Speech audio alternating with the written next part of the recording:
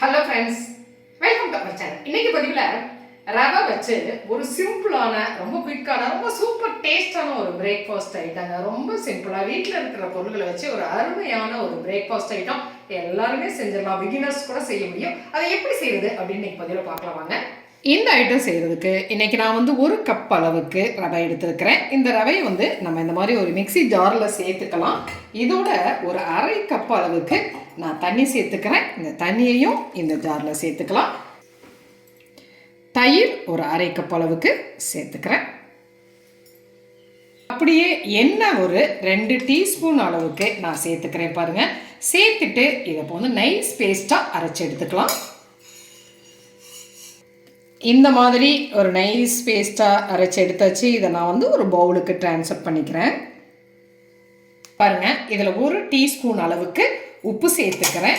1 teaspoon அளவுக்கு sugar powder சேர்த்துக்கிறேன். அது ஒரு நல்ல டேஸ்ட்டாக இருக்குங்க. ஒரு டீஸ்பூன் அளவுக்கு நான் ஜீரகம் சேர்த்துக்கிறேன்.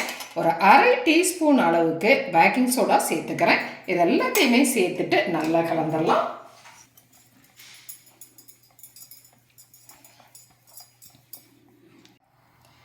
பாருங்கள், மாவு இந்த அளவுக்கு பதத்தில் இருக்குது.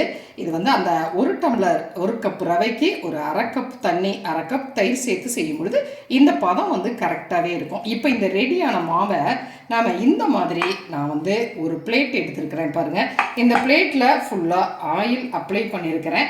இதில் இந்த மாவை நம்ம சேர்த்துக்கலாம்.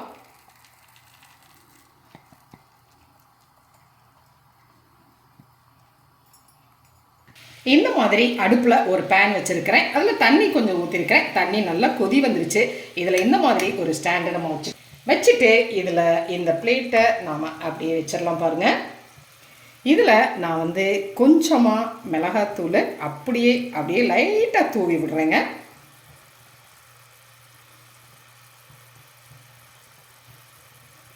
அது ஒரு நல்ல ஒரு டேஸ்ட்டுக்காகத்தான், வேறு ஒன்றும் இல்லை. அதுலேயே லைட்டாக பெப்பர் பவுடரும் நான் தூவி விடுறேன். இதை அப்படியே மூடி போட்டு ஒரு 5 மினிட்ஸ் அப்படியே வேக விடலாம். பாருங்கள், மீடியம் ஃப்ளேம்லேயே. பாருங்கள், ஒரு 5 மினிட்ஸ் ரொம்ப அழகாக வெந்து ரெடி ஆகிடுச்சு. நல்லா எலும்பி வந்துருக்கு இல்லைங்களா? இந்த ஸ்டேஜில் நம்ம அடுப்பை ஆஃப் பண்ணிடலாம். ஒரு 2 மினிட்ஸ் இது நல்லா ஆறட்டும். இதை நாம் எடுத்துடலாம். நல்லா ஒரு அழகாக வெந்து ரெடியாக இருக்கு இல்லைங்களா? இது இன்னுமே ஒரு 2 மினிட்ஸ் மட்டும் அப்படியே ஆறட்டும். பாருங்கள், இந்த மாதிரி ஒரு 5 மினிட்ஸ் இது நல்லா ஆறிடுச்சுங்க. இந்த ஸ்டேஜில் நாம் இதை ஒரு பிளேட்டுக்கு மாற்றிக்கலாம்.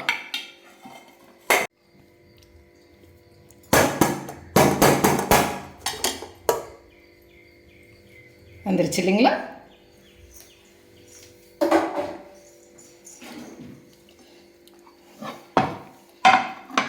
இந்த அளவுக்கு பாருங்கள், ஒரு நல்ல சாஃப்டாக நமக்கு ரெடி ஆகிடுச்சு.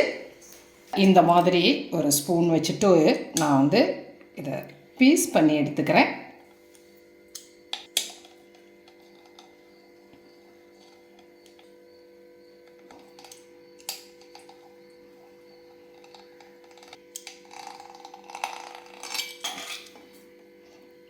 பார்த்தீங்களா எவ்வளோ அழகாக இந்த பிரேக்ஃபாஸ்ட் நமக்கு ஐட்டம் கிடைச்சிருக்கு பாருங்கள். இப்போ இதை என்ன பண்ணலான்னு கேட்டிங்கன்னா,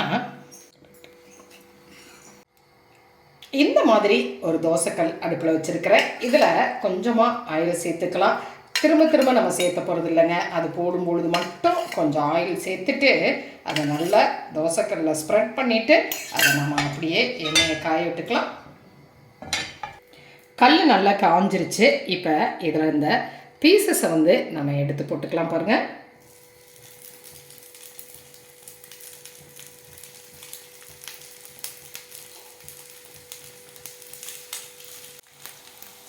மீடியம் ஃப்ளேமில் அது 1 சைட் வேகட்டும். பாருங்கள், இப்போ 1 சைட் வெந்துருச்சு. இதை இந்த மாதிரி நம்ம திருப்பி விட்டு நெக்ஸ்ட் சைடையும் வேக விடலாம்.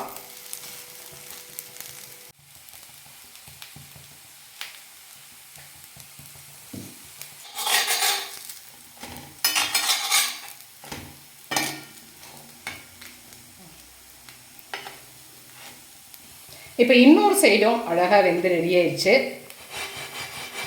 பாருங்கள். அழகாக ஒரு மொறுன்னு நம்மளுடைய அந்த பிரேக்ஃபாஸ்ட் ஐட்டம் ரெடி ஆகிடுச்சு. குழந்தைங்க சாண்ட்விச் கேட்டாலும் சரி, பேன்கேக் கேட்டாலும் சரி, நீங்கள் இதை செஞ்சு கொடுக்கலாங்க. இன்னொரு சைடு பாருங்கள், அழகாக வெந்துருச்சு இல்லையா? இந்த ஸ்டேஜில் நம்ம இதை எடுத்துடலாம். சூப்பரான பிரேக்ஃபாஸ்ட் ஐட்டம் பாருங்கள்.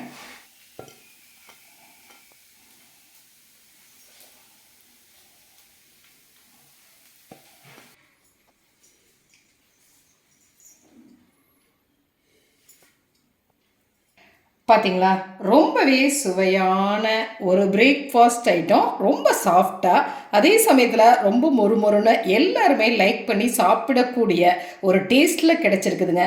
இது குழந்தைங்க பெரியவங்க எல்லாத்துக்குமே ரொம்ப பிடிக்கும். ரொம்பவும் மிருதுவாகவும் இருக்கும், ரொம்ப ஒரு மொறுன்னு இருக்கும், நல்ல டேஸ்ட்டாகவும் இருக்கும்.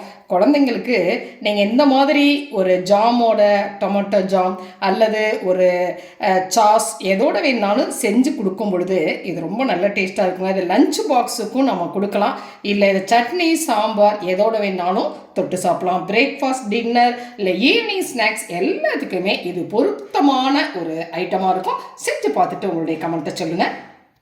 பாருங்கள், ரொம்பவே டிஃப்ரெண்ட்டான ஒரு சூப்பர் டேஸ்டான, ரொம்ப குயிக்காக வீட்டில் இருக்கிற பொருட்களை வச்சே செய்யக்கூடிய ஒரு சூப்பர் சுவையான ஒரு பிரேக்ஃபாஸ்ட் ஐட்டம் செஞ்சு கிடைச்சிருச்சு இல்லையா? செஞ்சு பார்த்துட்டு உங்களுடைய கமெண்ட் சொல்லுங்கள். இந்த பதிவு உங்களுக்கு பிடிச்சிருந்துச்சுன்னா சப்ஸ்கிரைப் பண்ண மறக்காதீங்க. லைக் பண்ணுங்கள், கமெண்ட் பண்ணுங்கள், ஷேர் பண்ணுங்கள். மற்றும் ஒரு பதிவில் உங்களை மறுபடியும் சந்திக்கின்றேன். நன்றி.